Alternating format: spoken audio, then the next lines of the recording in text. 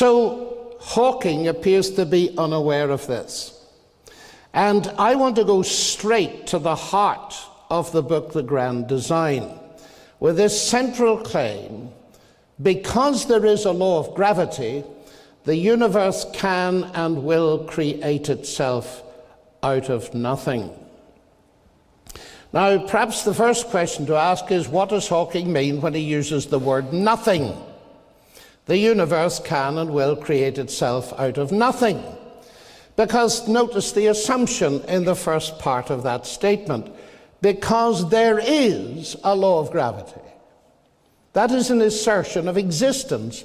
Because there is something, the universe will create itself out of nothing.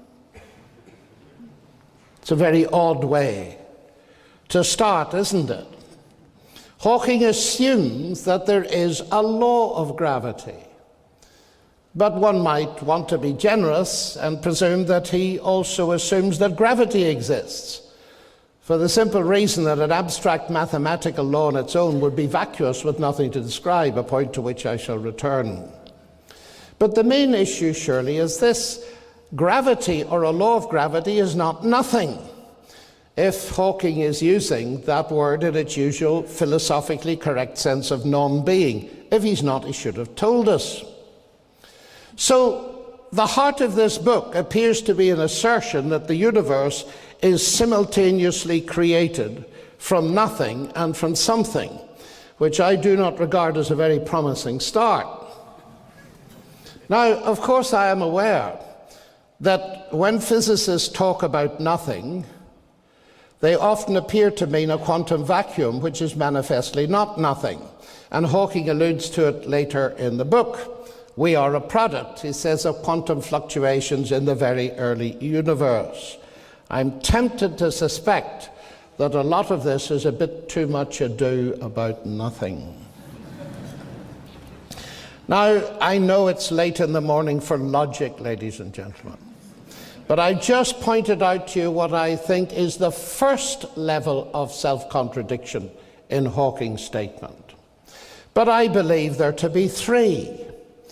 And I have subsequently tried to invent a sentence in English that also contains three levels of self-contradiction, and I haven't been able to do so. So my challenge to you is to try and copy Hawking by producing something parallel to it.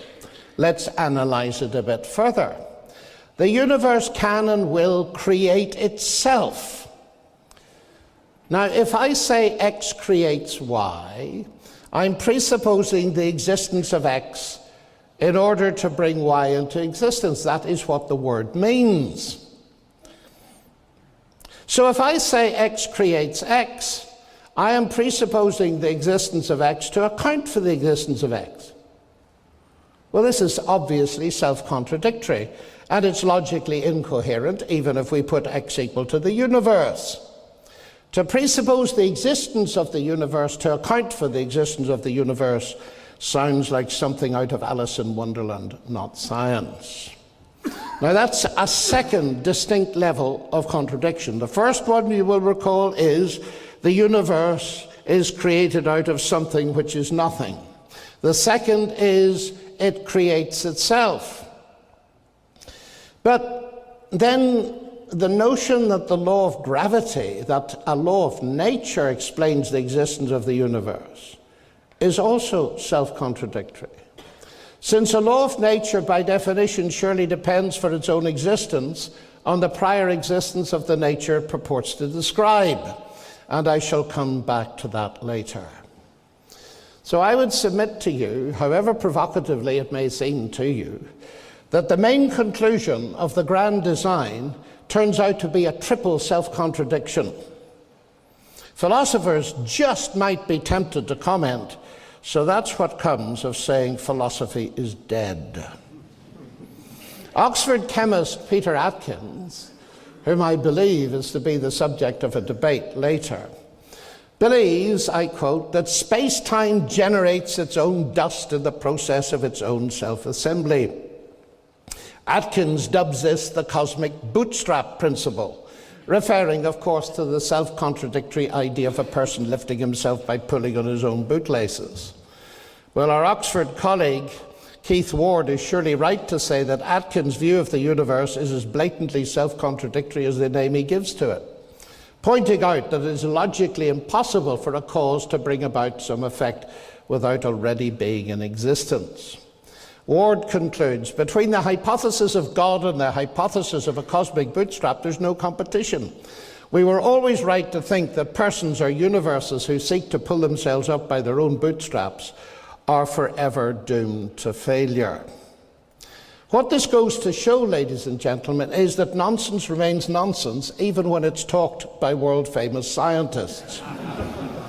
But what it serves to obscure, what serves to obscure the illogicality is the fact that the statements are made by scientists. Because it seems to me in the whole contemporary debate, one of the dangers, a real danger, is that we confuse a statement by a scientist with a statement of science. Not all statements by scientists are statements of science, and therefore they do not enjoy whatever authority you ascribe to science itself. Immense prestige and authority do not compensate for faulty logic. Now, the worrying thing about all of this to me is that this illogical notion of the universe creating itself out of a nothing, which is a something, by a law of gravity which appears to exist without gravity itself, possibly, is not a peripheral point in the book The Grand Design. It's the key argument. And if the key argument is invalid, in one sense, there's little left to say. However, since the laws of nature play a major role in Hawking's argument, it might be important to comment on them as well. Because I detect what look like at least some very serious misunderstandings regarding the nature and capacity of the laws of nature. And to approach this, I'd like to draw attention to another feature of the book which really is relevant to the issue that's faced by many, particularly young people today. And that is the mistake made by Dawkins, Hitchens, and all the rest of them in presenting before the public the choice between God and science, and saying that you have got to choose between the two. In Hawking's specific case, it's between God and the law of gravity.